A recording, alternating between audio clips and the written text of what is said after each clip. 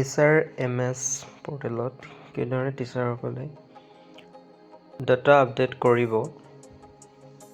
তাৰ বিষয়ে কিছু আভাস দিবলৈ চেষ্টা কৰা হৈছে এই ভিডিঅ'ৰ জৰিয়তে। ইয়াতে ইম্পৰ্টেণ্ট কিছুমান পইণ্টছ আছে যে টিচাৰ ডকুমেণ্টছবিলাক আপলোড কৰিব লাগিব, তেওঁলোকৰ ডিটেইলছৰ সৈতে।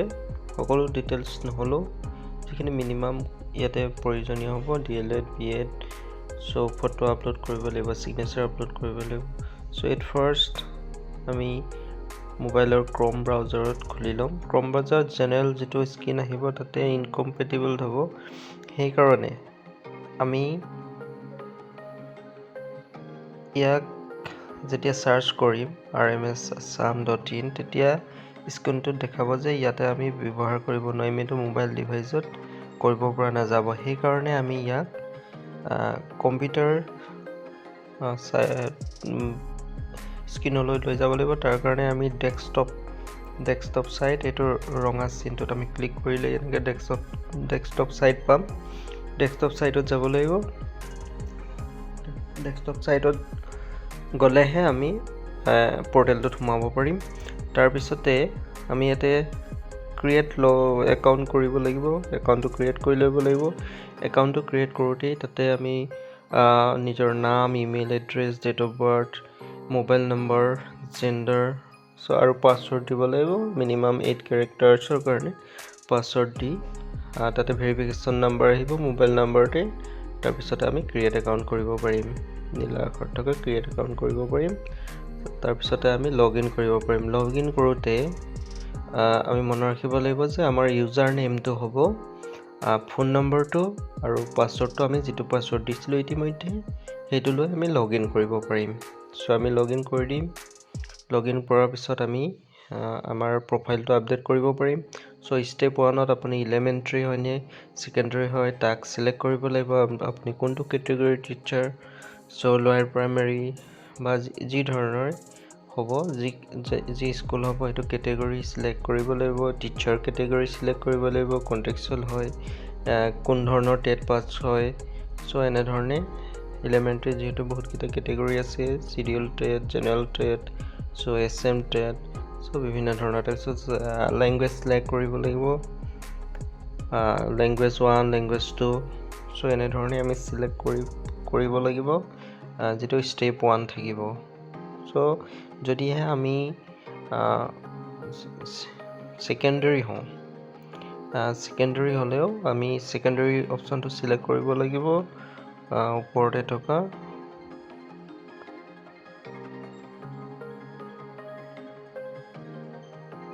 আমি যদি ছেকেণ্ডেৰী হয় ছেকেণ্ডেৰী অপশ্যনটো চিলেক্ট কৰিব পাৰিম। ছেকেণ্ডেৰী কোনটো কেটেগৰী হয় টিচাৰ টাইপ এটা চিলেক্ট কৰিব। Language 1, language 2, teacher category select কৰিব। Headmaster, assistant teacher, assistant, HM, graduate teacher যিটো হয়, ছাবজেক্ট কি, এনেধৰণে বা যিহেতু প্ৰাইমেৰী লেভেলৰ পৰা হায়াৰ ছেকেণ্ডেৰী লেভেললৈকে এই পৰ্টেলত আপডেট কৰিব লাগিব। আমি এনেধৰণে ফাৰ্ষ্ট ষ্টেপটো ছেভ কৰি নেক্সট কৰি আগুৱাই যাম।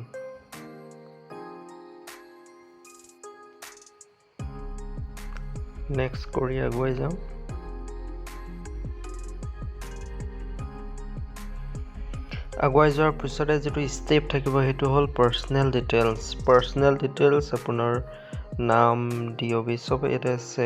ইতিমধ্যে আপুনি DOB একাউণ্ট ক্ৰিয়েট কৰোঁতে আছিলে। আপোনাৰ এড্ৰেছ, আপোনাৰ মেৰিটেল ষ্টেটাছ, আপুনি যদি মেৰিড হয় সেইটো মেৰিড দিব লাগিব। আপোনাৰ স্পাউজৰ নাম কি হয় সেইটো দিব লাগিব। যদি চিলড্ৰেন আছে চিলড্ৰেনৰ নামো দিব লাগিব। আৰু ইয়াৰতো ইম্পৰ্টেণ্ট এটা কথা আছে যে ইয়াত আপুনি এটা প্ৰফাইল পিকচাৰ দিব লাগিব। প্ৰফাইল পিকচাৰ যিটো আপোনাৰ এইটো আপুনি গ্ৰীণ কালাৰতে দেখিছে। প্ৰফাইল পিকচাৰটো 200 KB ভিতৰত হ'ব লাগিব আৰু ইমেজটো 50 KB ভিতৰত হ'ব লাগিব। মই শেষত জনাম যে আপুনি মোবাইলতে কি ধৰণেৰে আপোনাৰ প্ৰফাইল পিকচাৰ আৰু ইমেজটো আপুনি সৰু কৰিব পাৰিব।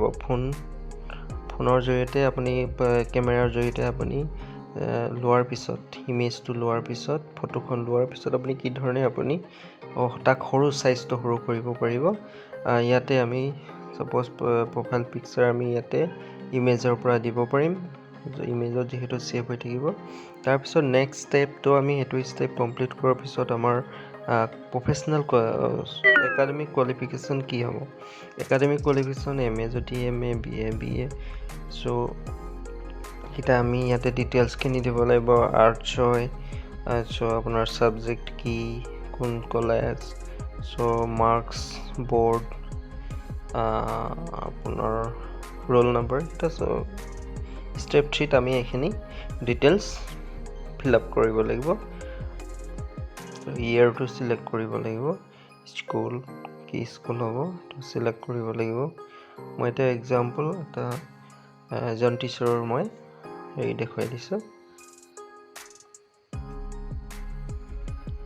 সো এনে ধৰণে ইয়াৰটো সিলেক্ট কৰিব লাগিব ইয়াৰটো তাতে স্ক্ৰীন আহি থাকিব পপ আপ স্ক্ৰীন থাকিব যেটো আমি ডেট সিলেক্ট কৰিলে যি ধৰণে আহে তেনে ধৰণে সো আমি নেক্সট কৰি যাম নেক্সট fourth step হ'ব আপোনাৰ এটো ওকে fourth step আপোনাৰ প্ৰফেশনাল কোৱালিফিকেশ্যন এটো হ'ব সো fourth প্ৰফেশনাল আপুনি DLED কৰিছে টেট পাস যেটো আপোনাৰ প্ৰফেশনাল BEd BT সো এটো আপুনি যিকোনো এটা দিব লাগিব যেটো আপোনাৰ বেছি প্ৰযোজ্য সাধাৰণতে প্ৰফেশনাল কোৱালিফিকেশ্যন বুলি ক'লে আমি DLED BEd এটা সাধাৰণতে প্ৰয়োজন হয় সো আমি গতিকেইটা তেনে ধৰণে দিব লাগিব past status passed or appeared subject studied board name so year roll number সকলোবোৰ দি আমি সেভ কৰি নেক্সট লৈ যাম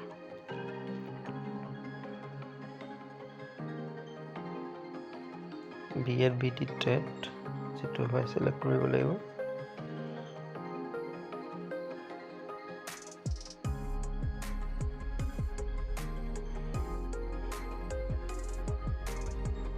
সো আমি সেভ কৰি দিম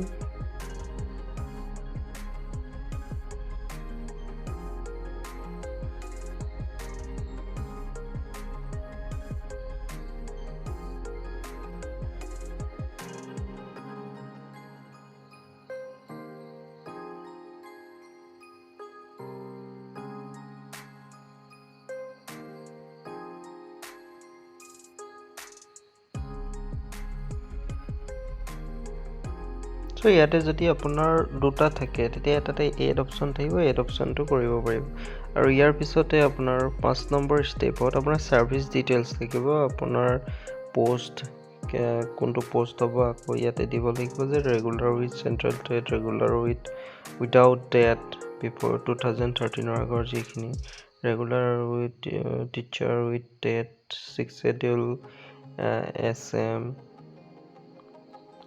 সো ষ্টেট পুল হয় কন্ট্ৰাকচুৱেল হয় এখিনি দিব লাগিব আৰু আপোনাৰ মিডিয়াম অফ স্কুলটো দিব লাগিব কি মিডিয়ামৰ হয় সাবজেক্টস কি ক্যাটেগরি অফ পোস্ট কি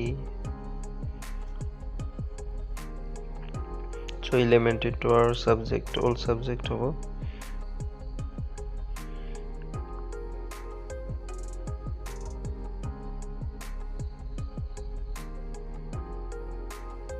$40,000 to $49,000 elementary grade third 7,400 grade fee so appointment letter nung apuni appointment letter te pai jabo tate date mention thake so post creation number tate pabo retention number to pabo jikini dorkar hoy yate apuni appointment letter te apunar ullekh thakibo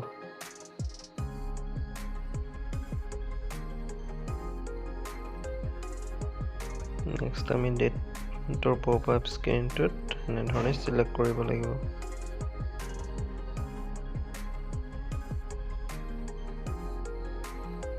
so last অপচনটো আপুনি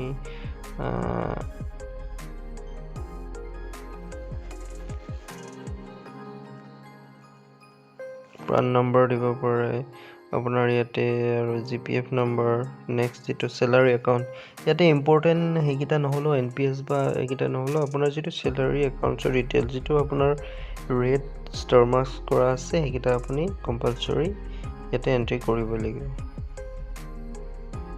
চ' next step 7, ইয়াতে step আপুনি ইয়াতে service record কিবা ছুটীত আছিলে নি বা কোন বিদ্যালয়ত আপুনি ইতিমধ্যে আপুনি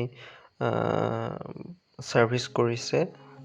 চ' ইয়াতে এড কৰিব পাৰে 2-3খন হ'লে ইয়াতে নীলা চিন ৰাইট কৰ্ণাৰত থকা নীলা চিম্বলটোত ক্লিক কৰি আমি এড কৰিব পাৰিম। বোলে মই 3খন বিদ্যালয়ত গৈছোঁ, গতিকে বিদ্যালয়ত ছাৰ্ভিচ কৰা হ'ল, গতিকে 3খন বিদ্যালয় দিব পাৰে। যদি এখনত হৈছে এখনত দিব পাৰে। আৰু প্ৰেজেণ্ট কৰিবলৈ ইয়াতে এটা টিক মাৰ্ক বক্স আছে, টিক মাৰ্ক বক্সটোত টিক কৰি প্ৰেজেণ্ট কৰিব পাৰি।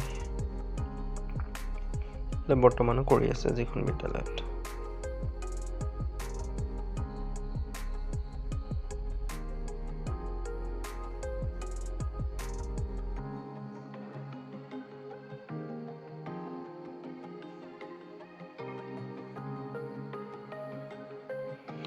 নেক্সট আপোনাৰ ষ্টেপ 9টো হ'ব আপোনাৰ প্ৰমোশ্যন, কিবা প্ৰমোশ্যন হৈছে নেকি। সাধাৰণতে ইলেভেণ্টি ছেকশ্যনত নাথাকে, কিন্তু ছেকেণ্ডাৰী ছেকশ্যনত থাকে। চ' এইটো ডিটেইলছ দিব লাগে। ষ্টেপ 9। ষ্টেপ 10 হ'ল আদাৰ ডিটেইলছ। চ'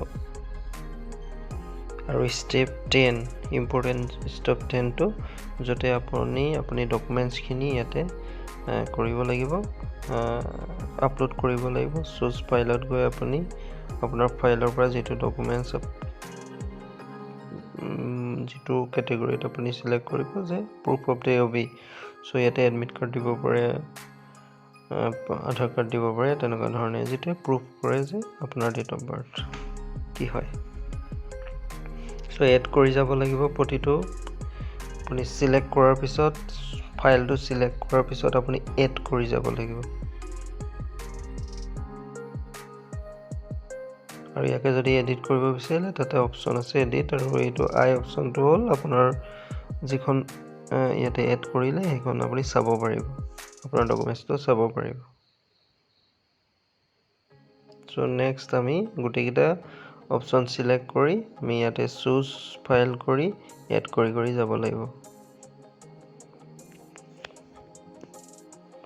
চ' এনেকৈ এড কৰি যাব পাৰিম। চ' সকলো details SSLC, degree, TET certificate, DLED certificate সকলো আমি ইয়াতে সংযোগ কৰিব লাগিব, এড কৰি যাব লাগিব। এড কৰি গ'লে আপোনাৰ ইয়াতে চিৰিয়েল নাম্বাৰ দেখাব, আপুনি চাবও পাৰে এনেধৰণে। চ' ইয়াতে ইমানখিনি আপলোড কৰা হ'ল। তাৰপিছতে আমাৰ এইটো ডিক্লেৰেশ্যন কৰিব লাগিব। আপুনি একদম শেষ ষ্টেজত যিহেতু আহিছে, চ' ইয়াতে ডিক্লেৰেশ্যন কৰিব লাগিব আৰু তাৰপিছত ফিনিছ কৰিব পাৰিব। আপোনাৰ ইতিমধ্যে সম্পূৰ্ণ ডাটাখিনি ফিল আপ কৰা হৈ গৈছে। যদি 2-এটা ৰৈ গৈছে, কিন্তু আপুনি ইম্পৰ্টেণ্টখিনি ফিল আপ কৰি আহিছে কাৰণে আপোনাৰ প্ৰফাইলখিনি ইতিমধ্যে আপলোড দেখাইছে, নহ'লে আপলোড নহ'ব। চ' 100% নহ'লেও ইয়াতে 80% মান কৰিব লাগে যিখিনি ইম্পৰ্টেণ্ট ডকুমেণ্টছ। যদি আপুনি প্ৰফাইলত যায়, আপোনাৰ প্ৰফাইলত গ'লে আপুনি এনেধৰণে দেখিব পেণ্ডিং দেখাব, তাৰমানে এইখিনি ভেৰিফাই কৰা হ'ব। ভেৰিফাই কৰাৰ পিছতে আপোনাক শ্ব' কৰিব। চ' প্ৰফাইলটো সেইকাৰণে পেণ্ডিং দেখাইছে, 0% দেখাইছে, কিন্তু আপোনাৰ প্ৰফাইলটো পেণ্ডিঙো দেখাই আছে। ডেট মিনছ আপোনাৰ ভেৰিফিকেশ্যনৰ পাছতে আপোনাৰ ইয়াতে সম্পূৰ্ণ প্ৰফাইল শ্ব' কৰিব। ইয়াতে পাৰ্চনেল, প্ৰফেচনেল, সকলো একাডেমিক সকলো 0 দেখাব। ইয়াৰ পিছতে আমি ইমেজটো কেনেধৰণে সৰু কৰিম, কেনেধৰণে বনাম আমাৰ ডকুমেণ্টছখিনি। চ' এখন ছাপ'জ মই ফটো এখন মাৰি ল'লোঁ কেমেৰাতে। ফটোখন মৰাৰ পিছত আমি ইয়াকে ক্ৰপ কৰি দিম, এডিট কৰি ক্ৰপ কৰি ল'ম। আৰু ইয়াৰ পিছত আমি প্লে ষ্ট'ৰৰ পৰা ডাউনলোড কৰি থ'ব পাৰিম ইমেজ কম্প্ৰেছৰ। ইমেজ কম্প্ৰেছৰত আমি ইয়াক সৰু কৰিম। চ' এখন ছেভ কৰি ৰাখিলোঁ। আমাৰ কিমান জোখত আমাৰ ডকুমেণ্টছটো দৰকাৰ হ'ব সেইমতে। তাৰপিছত আমি ইমেজ কম্প্ৰেছৰটো অন কৰিম, অ'পেন কৰিম। অ'পেন কৰাৰ পিছতে এনেধৰণেৰে ইমেজ কম্প্ৰেছ ষ্টাৰ্ট তাৰ কৰাৰ পিছত আমি ইমেজ ৰিচাইজাৰ এটা অপশ্যনটো থাকিব, তাতে আমি গৈ এলবামত কোনকেইখন আমাক প্ৰয়োজন হ'ব আমি সেইখন চিলেক্ট কৰি তাক কম্প্ৰেছ কৰিম, তাৰমানে সৰু কৰিম চাইজ। চ' আমাক এখন দৰকাৰ হয় 3.27 MB আছে, আমি তাক কমাব লাগিব। আমাৰ যিহেতু ডকুমেণ্টছখিনি লাগিব 1 MBৰ ভিতৰত, আৰু আমাৰ যিখন প্ৰফাইল পিকচাৰ থাকিব তাক 200 KBৰ ভিতৰত লাগিব, আৰু যিটো আমাৰ ছিগনেচাৰ থাকিব 50 KBৰ ভিতৰত। গতিকে আমি ইয়াত প্ৰায় 50% যদি কম কৰি দিওঁ এইটো ইমেজ, প্ৰায় আপোনাৰ 200 KBৰ ভিতৰত আহি যাব, মানে 1 MBৰ ভিতৰত আহি যাব যদি 3.5 আছে তেনেধৰণে। যদি আমি 50% কম্প্ৰেছ কৰোঁ প্ৰায় 1 MBৰ কমত আহি যাব। চ' আমাৰ এইখন কম্প্ৰেছ হৈ গ'ল। আমি ইয়াক চেক কৰিম ই কম হ'ল নে নাই, আমি চেক কৰিম। চেক এলবামলৈ গৈ আমি আমাৰ ফটোখন অন কৰিম, অ'পেন কৰিম। ফাইলছতো যাব পাৰে, এলবামতো যাব পাৰে। আমি ফটোখন চাম যে আমাৰ চাইজটো মিলিলে নে নাই। 50% কৰাৰ পিছততো হৈ যায়, ডিটেইলছটো চাম। চ' আমাৰ ইয়াতে দেখাইছে 320 KB, চ' আমি এইখন আপলোড কৰিব পাৰিম। এনেধৰণে আমি ফটো চাইজ সৰু কৰি আমি আপলোড